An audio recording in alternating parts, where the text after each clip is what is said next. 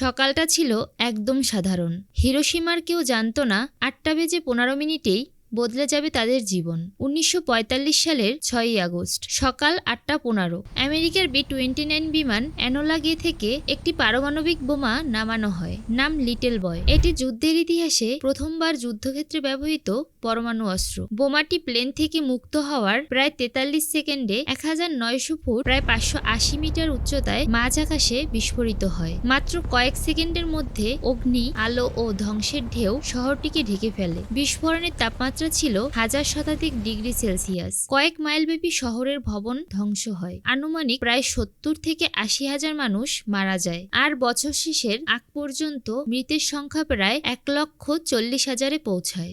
সেই সকাল যখন আকাশে অদ্ভুত আলো ফেলেছিল এক বিস্ফোরণ, আর নিচে জীবনের অগণিত ক্ষতি ও দীর্ঘ প্রভাব। হিরোশিমা আজ শান্তি ও নিকলীয় অস্ত্রবিরোধী শিক্ষা এর প্রতীক।